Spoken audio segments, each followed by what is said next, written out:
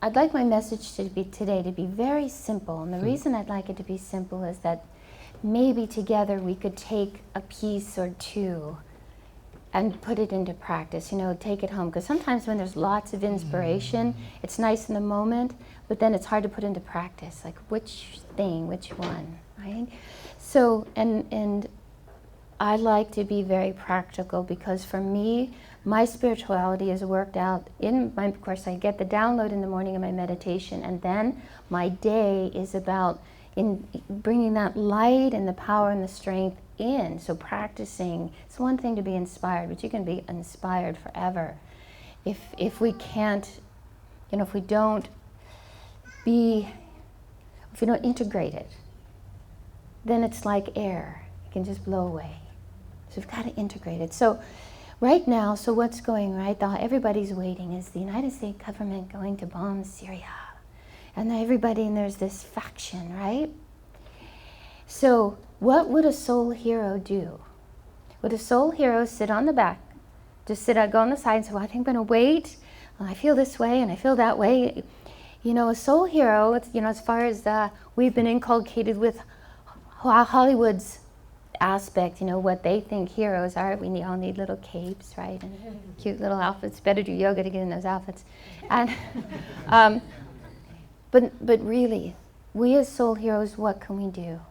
Because there's no sitting on the sideline. If we're on the planet right now, we are involved in Syria, we're involved in Egypt, we're involved in the Israel-Palestinian conflict, we're involved in everything. Why? Because our vibration is contributing to the mass, right? Contributing to the whole. So what can a soul hero do to bring peace? Because we all want peace. Almost everyone on the planet wants peace, right? But we have to get active. We have to get active. So one of the first things that we can do, very practical, either every morning or every night, or better off, both morning and evening. Sometimes I've been doing it in the afternoon at noon as well. Powerful sunrise.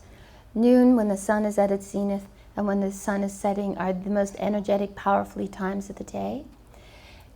Light a candle. Now I know that sounds funny. You say, why light a candle? You know why? Do you know why churches and synagogues and temples and mosques have been using candles? Because it's ancient. It's old as Lemuria and the ancient higher cultures. When we light a candle with intention, as long as that candle burns, the power and the energy is building for that intention. Not only on this plane, but on the inner planes. It's light. So take a candle, a little tea light. If you're afraid you're going to forget it, just get a tea light in a container and light it. And have the intention for peace. For peace. Don't say peace so that this side will win or that side will win. That's not peace, and it's opinion, and we know where opinions get us. Let's trust the divine plan. Divine Mother, Heavenly Father, I light this to give my energy combined with your energy for peace. And then sit down for a few moments and bring light or attune yourself to love. Take a few moments and raise your own vibration. At that point, don't worry about the world. Do your practice, because I know most people, if not everyone in here, has a practice of meditation. If you're Kriya Ban, you do your Kriya. If you're a light worker, do your light. Do your primordial sound meditation, whatever it is, but do it. And do it for peace on the planet. And because we'll get there in a moment. So if you'll do that a couple times a day, you are adding your power and your light to collective. Can you imagine if all the lights went out on the planet and the planet was dark and all of us soul heroes had our little lights flickering? We'd be able to see. And the other intention we can have when we light our candles is so that the light can go on in the consciousness of those who are leading to be able to perceive a new and yet unthought of solution. It's there. It's there in the divine consciousness. We haven't perceived it yet, or we haven't had the strength to put it into action. It's up So it's up to us. We're the soul heroes. And everybody else around the planet, who cares? So that's number one. Number two, watch everything you say, you do, and you think. Now, we say this a lot, right? We say this a lot, almost every week, because we all need to be reminded of it, and it's a constant struggle. And what's happening now is that all our buttons are being pushed. And you feel that same old thing coming up. And you go, oh. Come on, soul heroes. Douse it with acceptance and love, and find a new way. Be with it. Find a new way to think, feel, and act. Stay with it. It's not easy, because soul heroes have to lift weights to get their muscles, right? We all have to get big muscles. So, right? Right, muscle. I was just kidding. When one of my girls were little, she used to say muscles. Those sort of things stick. So we have to build our muscles. So life is going to give us a chance to build our muscles. But this is really rich. It's really rich because each one of us have come in with weakness. You know? Do we feel sorry for ourselves? Do we have a tendency to think we're not good enough? Do we play the victim? Do we have a really hot, short temper? Whatever it is, it's going to get set into gear again and again and again and again, until, if we stay with it though, we will finally, if we bring light into it, if we bring love into it. And honestly, the first thing you can do when you find yourself that unsettledness and the hamster gets on the wheel, right? Just bring light to it. White light works great, unless you want to do the pink light of love. Just bring it in. Take a breath. Yogis, there's a reason why we breathe in and through and around and during and at the end of our yoga practice. The breath work, the long, calm breath, gives us a long, calm mind. And the body will calm down. Use your tools. But here's the thing. Every time we're a soul hero in our everyday life, that we will tackle what we came here to tackle, we are adding that positive energy to the collective. When we're refusing to fight that person who's always picking a fight, if we're refusing to engage, and to spread our chemical weapons, if we really thought about it, what is our chemical weapon? You think negativity about somebody? It's like, as soon as you hear the name, do we throw the four letters around, the four-letter words around? Where's our chemical weapons? We have them, and we use them. Let's be honest with it ourselves. We are a dictator. And what we're finding out, right, is the dictator and the rebels, where's the good guy? Where's the hero? The hero are the people, the souls. So if the whole real point is, if we do our work, the collective has to shift. It has to. It has to. And it just, because when we shift, our partners shift, our children see a new way of being, our people at work see a new way of being. You walk in the room, your vibration is different, and all of a sudden your high vibration you mingle with somebody else, then all of a sudden theirs is lifted, they can perceive a new way of reacting, and the game has changed. This is what we're being asked to do now, is stop killing each other's children of creativity. How many times do we say, oh, that won't work? Or the freedom, do we give our partners and our family freedom to be who they are? And sometimes that's really hard. Well, guess what? Look inside. Look inside. I love this quote. I brought it, I don't know if it'll affect you the way that it affects me. It's so simple. But it's kind of what we're talking about. He says, the observer, when he seems to himself to be observing a stone, is really, if physics is to be believed, observing the effects of the stone upon himself. What we're really doing is observing the effects that the stone has on us. That's what we're being asked to do, soul heroes. Look at the way the world, yes, the nation, yes, everyone in our life, the effect they have on us. And then find that power to shift it, because then you'll take the power away from what's outside. And you'll be your own soul hero. And if we can expand our consciousness one step further, we talk about this a lot too. I know none of this is new, but we need to dig deeper for it now. Let's look at every human being as our brother and sister. Every human being is our family. Every human being is our family. There's no other. There's no us four, no more. Martin Luther King said, we either live together as sisters and brothers or die together as fools.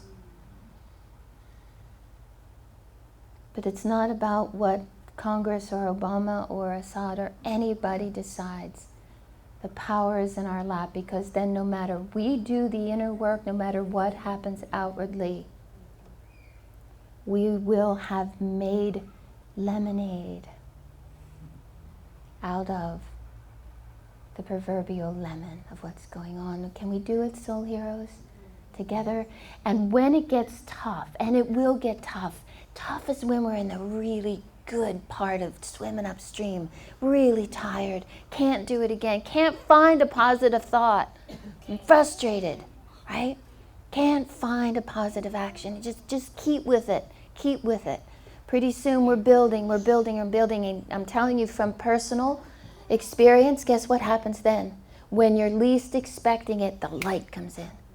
The light comes in, illuminates the consciousness, and you can see further. You can see, there it is. That's what I've been fighting for. The distant shore.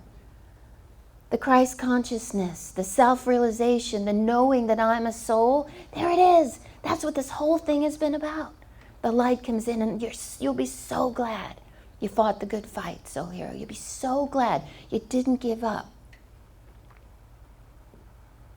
Abraham Lincoln, when he lost a really close Senate race, he said one foot came in front of the other and knocked it over, and I stumbled.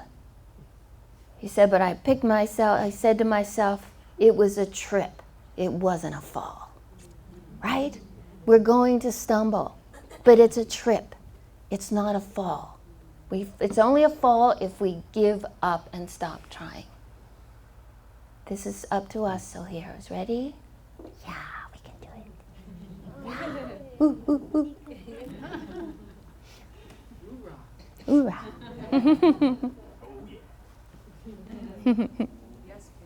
Yes, please. She's a water sign usually. I mean, she is a water sign. And I'm the fire sign. It's switched. Tidal wave. Breathe in fire. Thank you, I like that. Tidal wave. It wasn't fire, it was Tidal just wave. a little wave. Good, so I can breathe fire. Yeah. Actually, Krishnamurti, had anyone heard of Krishnamurti? Yeah. Right? He's a wise old guy. Anyway, he's a pretty happy guy, really happy guy, especially as he just awakened to himself and to what is. And so they asked him, his disciples asked him, why are you so happy all the time? And this is what he said, because I don't care what happens. And then, and it's like, okay, it's kind of like where I was saying in the beginning. It's like, and here's why he could say that.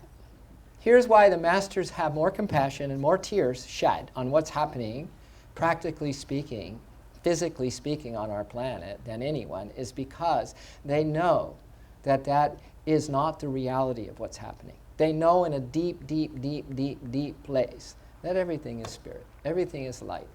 Everything is a play of light and shadows on a screen of creation. And really there's just one beam, one source beam creating it all. So they know that. So they can say, you know what? Everybody's going through what they need to go through. And what he said is that what I need to go through is being self-realized, so that I really don't care what happens, and yet I'm doing more good to what can happen and can alter the fate of this world by being in a state of soul realization, self-realization. There was a very cute video that was going around not long ago, and it was a mama bear and a baby cub bear. And this baby cub bear was out in the wilds, and it was kind of doing its thing, and mama bear was just at a distance. But then there was this stalker, this mountain lion that just had its eyes on this cub. And you didn't really know if the mother was around. It was just the cub and the mountain lion. And so it looked like the mountain lion was just getting in position to just pounce on this, very vulnerable, not even knowing any danger was near, cub that was just playing on these rocks in shallow water. And so what happened was, for the camera angle, was just as the mountain lion was about to pounce on the cub, you see the cub then just sit up, and she's standing on her back legs, right? Just the cub, and she did kind of what her instincts would say: stand up, get ready to fight. And all of a sudden, what you saw was the mountain lion just go and turn and run the other way. And you go, oh my gosh, what happened? Wow, that's a powerful cub. Then you actually got another angle of the shot. And behind the cub was the mama bear. And the baby bear was just like this, not knowing that behind her was this powerful force that just totally took whatever danger was there and just said, see you later. To me, that's a soul hero, being the cub. And knowing that there's a mama bear of divine love protecting you always. The divine love of this creation. The one that made Krishnamurti said, are you kidding? It's all love. Yes, I care. Yes, I cry at night. Yes, I pray for all this stuff. And instead of sending missiles, I send missiles of love to these people. Yeah, because someone in that consciousness has omnipresent consciousness. So as Trish said, we are everybody. We are everyone that's suffering. So yet at the same time, it's not us. It's the mama bear. Divine Mother, she's the one who runs the creation. She really does. She has many aspects. She's a preserver. She's a destroyer. And she's one that gives life. There's three aspects of Mother Nature, right? That which takes away, that which preserves, and that which gives life. So she's all of those in this realm, so to speak, of this relativity that we are living in. It's really interesting to me, I just read it in the Bhagavad Gita, is that, this cosmic bliss self that we are lives in the crown of our head, in the crown chakra, the Saraswara. You as the all-knowing, transcendent, bliss, immortal, formless being, one with all that is. Couldn't be more beautiful. Your soul is that pristine, perfect, real state of you, but it's descended from the brain down through the spinal plexuses, through your chakras, to this root, the root chakra. And what happens there is that it then identifies with the sensory and motor nerves. So then right away, which have their total function at our first chakra, for us to relate to the world, for us to receive impressions, sensations, and then decide what we're going to do with those. But it's all about the sensory and motor nerves. And for the ordinary person, which means you and I are just thinking, this is it, oh my God, freaked out of my mind, what's going to happen? What happens is that you're totally going outward with your energy from the root out, and it's dissipated. And you're confused. You have an identity crisis at that point, meaning that, well, am I this body? Is she this body? Is this real? What is happening? And you really believe it's real. And in one sense, you hit your dream head against a dream wall. It seems like a dream hurt, definitely, right? Totally. But from soul realization, it's not real at all. So in ordinary consciousness, and I just read this in the Bhagavad Gita, when we are identified with the sensations, and not just the not good sensations, but the sensations to just once again repeat a feeling of a sensation over and over again. What happens then is that we are at the lowest rung of human evolution, period. We're at the lowest rung of human evolution. You're in a yoga place here. And as yogis, as a monk, and I never liked the idea I was a monk. I was one for 25 years. People would say, what do you do? And I go out on errands in the world. What are you? I never said monk. I didn't like the idea that I was a monk. Maybe too many past lives in the really rigid type of monastic type of orders. But I'll tell you what I love.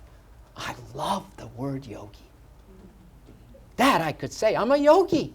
Well, what's a yogi? A yogi is someone who's dedicating herself or himself to soul realization, oneness with its creator. That's all. Union. It means union, oneness. And as a yogi in a yoga place this morning, we have one mission, kids, on planet Earth. And that is we descended down this wheel of our spine. We descended down from this high state, pure state of pure consciousness, all the way down to now believing that what we see in this outer world is real. What we feel with our five senses, which are limited, is real. As a yogi now, we have to ascend the wheel. As a yogi, to say I'm a yogi or a yogini is to say I am all about ascension. I am all about a higher viewpoint, to get some perspective before I react my normal way.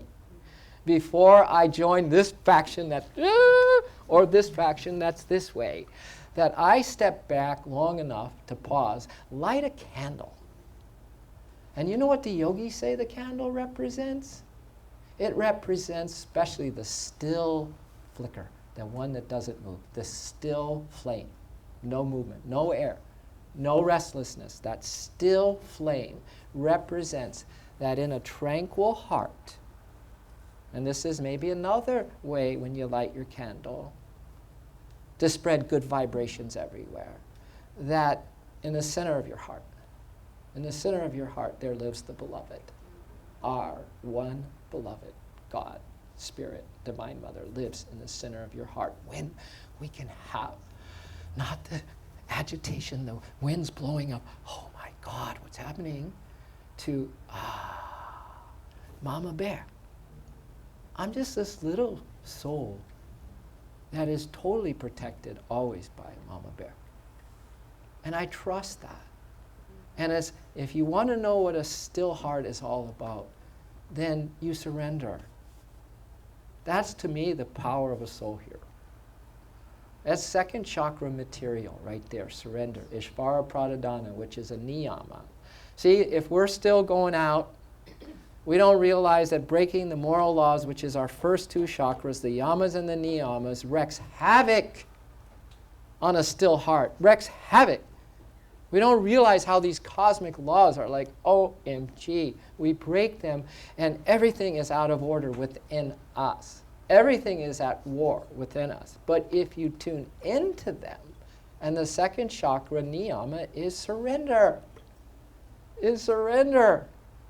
Surrender into a greater power, a greater love, and get so deep in the arms of love, get so deep in the arms of the divine presence, which is, that ascension process, right? That you don't care what happens, meaning you're not going to let the winds of change and the winds of what happens blow out the candle of this unconditional, unbroken union of your soul with spirit, which happens here at your heart chakra. Do you see? From another standpoint, that your real power lies in surrender, and especially your mind. Human amnesia, it's the way to go. I swear, I woke up the other morning and my mind was going like this, and I said, I have changed it around. I said, I am so forgetful today. I am so forgetful. I mean, the thoughts were coming in, and I don't even remember them. I know I had some stuff that I was, maybe going to need to meditate on to get clear about for the day. I didn't even remember that. You know what I did remember, though? I remembered that I'm so loved. I remembered that. I remembered that. And when other things came, I go, God, I forget. I don't know. I don't have any problems. I don't have any worries. I've never done anything wrong. I don't remember it. But I do remember, and this is first chakra work, I am so loved. I am so, that whole day. That was my mantra. I am so loved. So, the yogis say, yeah, there's the first chakra, and it's the yamas, and those things that we need to really restrain from to tune in with those moral laws, and you can get pretty scientific. But for me, just holding that truth there, at my first chakra, I am so loved. I got drunk. So I'll take those holy teachings, like Trish said, you're inspired and everything, but you need to anchor it. I'll take those holy teachings, and I will apply it in the way my heart is guiding me to apply it. And for me, to never forget Source at my first chakra, to never let my mind leave the thought of Source, never forget Thee, I'll never forsake Thee, is a song from Yogananda. I will never forsake Thee, Lord. I will never forget Thee. Listen, listen, listen to my heart song. I will never forget Thee. And just to affirm over, I am so loved, I am so loved, is to get high. Is to get high. And my new t-shirt is going to say, when I produce them, stay high, don't let yourself down. And on the back, Soul Hero. Because when we let ourselves down, when you and I let all that information coming from the world, and we take our mind out there, and it's so real, right? In fact, that's the only thing you think is real. That's letting yourself down, my friends. A Soul Hero says, you know what? Yogananda used to argue with Source all the time. Why did you do it this way? Why, as little babies, we come in and say, we don't know anything, we're helpless, we're drooling, we're pooping, everything's going on. Why didn't you give us an experience of our soul first? And God said, Yogananda, because that's the way it is. Because one question leads to another. That's the way it is. And if you want to know the way out of this conundrum, follow what my saints say. Do what they say. I have so many great sages and saints that have written about really good, practical how-to steps. First chakra work. I am so loved. Until you repeat that, until you're higher than you usually are. Then here's the second step, which is surrender. Then pass out in Divine Mother's arms. Get drunk, and then pass out. That's how I look at the spiritual path now. First two steps. Get drunk with a higher consciousness. And then surrender your minds, your thoughts about things. After all, you are a gift. My friends, you are alone. You live by grace. You are a gift from God. You're on bonus time now, not entitlement time. And so you're like an overdue library book that you haven't turned back in who knows how many years, and you own a fine on it, but you don't even believe you need to hand it back in because you've had it for so long, you think it's yours. Thus is this body. Thus is your mind attached to this body and attached to these things of this world.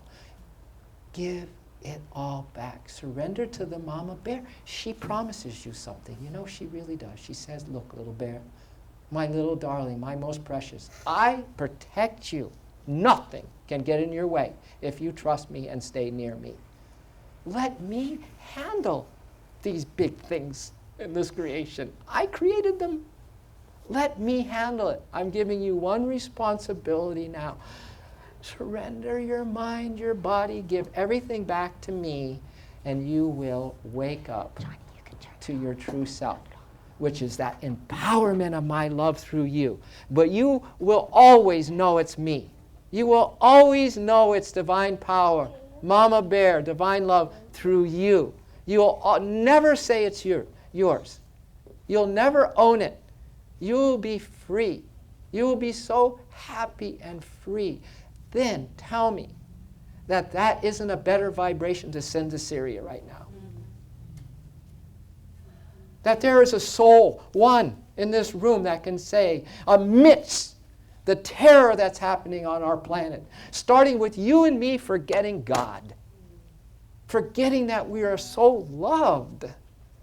We don't believe that anymore. We all have serious, serious issues with deserving and worthy, don't we? Even when there's people in your life that live right in the same house with you, possibly, or friends in the community that look you in the eye, and their eyes are flaming with fire. They're flaming with laughter. They're flaming with joy, and you still kind of look away. When all those eyes are saying, when you see a set of eyes that really, really shine the soul, because that soul, she's gone away as a human. She's gone away as thinking it is her. And those eyes are just shining one thing. I love you. I love you.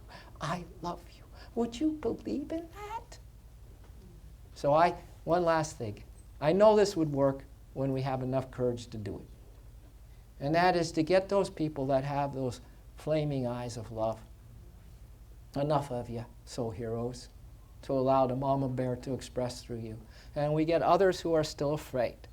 And we say, okay, here's the quick way to get out of your guilt and your shame, is to allow love in.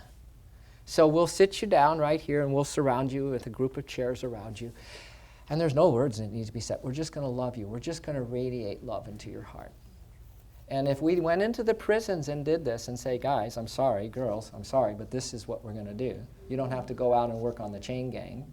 We're going to have you sit down, and we're bringing in very high vibrational people, and they're just going to love you. I know it's going to hurt.